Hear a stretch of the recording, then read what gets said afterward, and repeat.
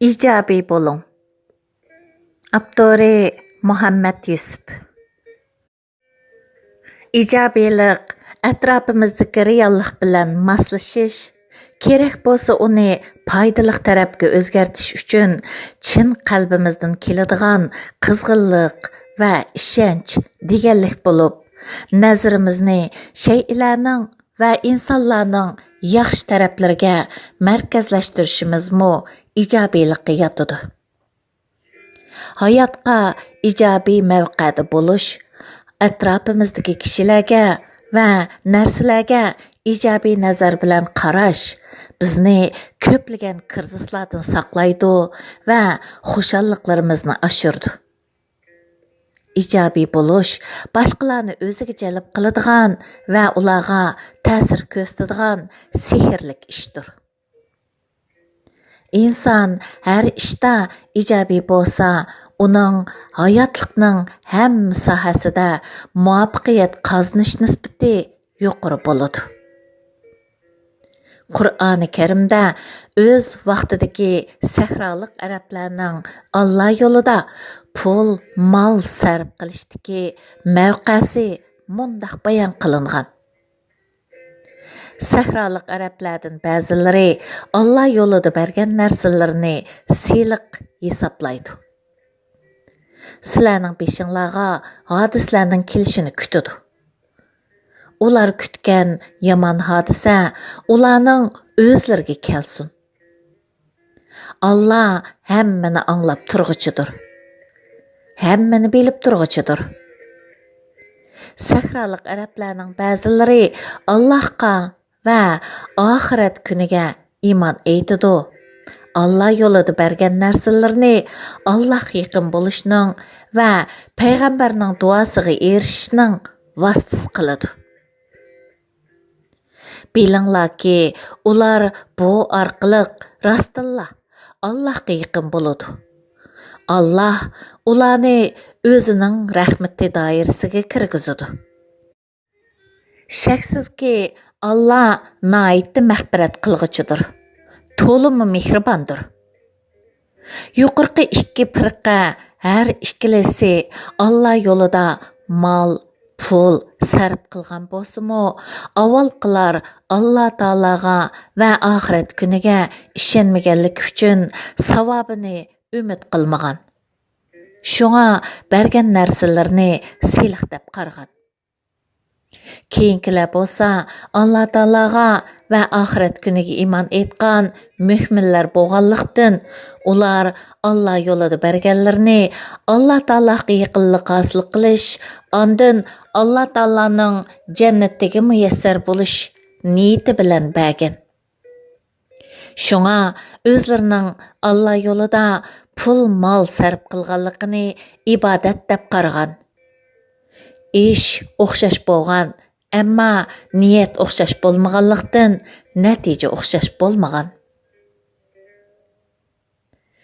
Imom Buxoriy Ibn Abbas raziyallohu anhudan rivoyat qiladi-ki, Payg'ambar alayhissalom bir kuni bir sahrolik arabning kesilini yo'qlab berib, uningga hech vaqasi yo'q, Alloh xolisa saqib qolasiz deydi. Buni anglagan heliq sahrolik arab: "Sen meni saqiysan, davatsan. Yo'q, bu chekiga yetgan qizma. Menda qira odamni qabriga ilib boradigan kasaldir" deydi. Shuning bilan Payg'ambar alayhissalom uningga: "Shundoq bo'lg'ay amsa" deydi. Shuning bilan heliq odam o'ladi. Demak, Alloh taolo bu odamga o'zining qanday qarashda bo'lganligiga qarab muomala qilgan. Agar bu odam Alloh taolaning shifolik berishini umid qilib ijobiy bo'lgan bo'lsa, balkim Payg'ambar alayhissalom uning shifo tepishiga duo qilgan bo'lar edi. Shuning bilan uningga Alloh taolo shifolik berishi mumkin edi. Hikoya qilinishicha, yangidan turmushga chiqqan bir kelin qaynonasi bilan qat'iy aplashamabdi. Qaynonasining talablari va amr farmonlarini o'rindashdan zerkib ketibdi. Bir gün qaynanasıdan qutulish niyeti keptida mahalladagi bir hakimning yeniga berib, uningdan qaynanasini o'ltirish uchun zahar hozirlab berishni so'rabdi. Hakim kelinning dardini anglab bo'lgandan keyin uningga: "Bo'ladi, men hozirlab beray. Ammo zaharning ta'sir qilishi uchun mening ko'rsatganim bo'yicha ish qilishing shart" debdi. Kelin hakimning shartini qabul qiladiganligini bildiribdi. Shuning bilan hakim uningga bir shish suyuqlik berib, har kuni qaynonasining tamqiga bir tomchidan qo'shib berishni, qaynonasiga nihoyatda mehribon va kuyimchan bo'lib, uning talab qilganlarini xush chiroy bilan joyida o'rindashni, 3 oy mushundaq savarchanlik bilan ish ko'rishni talab qildi. Kelin hakimning degini bo'yicha intayin keng qo'rsoq bo'lib, qaynonasiga tamomiy mehribonlikni ko'rsatibdi. 3 oyga qolmay qaynonasining keliniga bo'lgan mavqesi tamoman o'zgaribdi. Uni o'z qiziga o'xshashli yaxshi ko'rdigan va kuyimchanlik ko'rsatadigan bo'lib ketibdi. Kelin bu o'zgarishdan keyin qaynonasini rostli yaxshi ko'rib qopti. Uning o'lib ketishiga qat'iy rozi bo'lmabdi.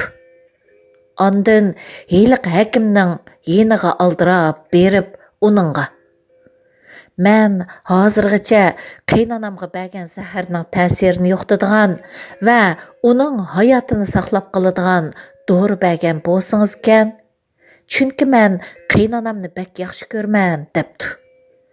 Hakim kulib ketib: "Qizim, men sizga bergan suyuqlikda zahar yo'q edi. Zahar faqatla sizning kollingizda va qaynonangizga qilgan muomalangizda edi. Siz uni so'ygi muhabbatning suyi bilan yuyivatgandan keyin sizda zahardan asar qolmadi" debdi. Demak, bizning dunyo va atrofimizdagi shaylarga qarta ko'z qarashimiz bizning saodatimizni yoki baxtsizligimizni belgilaydi. Bizning ijobiy ko'z qarashimiz hayotdagi vazifamizni ado qilishimiz uchun yurakimizda qizg'inlik gulxonlarini yondirdi. Atdiganda umidvorlik va ijobiylik bilan ishlarimizni Alloh taologa topshirib, tirikchilik yo'liga qadam bosganimizda shu kunlik muvaffaqiyatning yerimini hosil qilib bo'lgan bo'lamiz. Hayot hamisha ko'ngillik bo'lmaydi. Ba'zida ko'ngilsizliklarga va krizislarga duch kelamiz. Ammo olimlarning yakunlashicha, baxtsizligimizning 10%ga hodislar sabab bo'lsa, 90%ga bizning hodislarga qarta ko'z qarashimiz sabab bo'ladi ekan. Agar bizning qiyinchiliklar va krizislar oldidagi ko'z qarashimiz ijobiy bo'lsa, nervimizni chechilishdan, tan sog'lig'imizni va saodatimizni buzilishdan saqlab qola olamiz. Masalan, beshimizga kelgan kelishmaslikka urib ketmasdan, buning cho'ngi kelgan bo'lsa qanday qilar edim deganni o'ylash bizning nervimizni tinchlantirdi, baloga sabr qilish, ne'matga shukr qilish ingimizni o'stirdi. Aytilishicha, bir odam o'g'li bilan uzun safarga chiqqan bo'lib, ular yuk taqinlarini bir eshakka ortib mangan ekan. Yo'lning yerimiga kelganda tuyuqsizla eshakning put sunib ketibdi. Heliq odam o'g'liga: "Alloh taolo to'sib qolgan bola buningdimi cho'ngdir" debdi.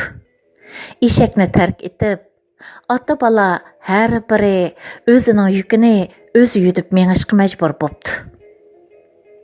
Bir oz mangandan keyin heliq odamning puti yori bo'lib ketganlikdan bir narsasini ko'tarib mangolmaydigan va putini so'rab mangdigan bo'lib qopti.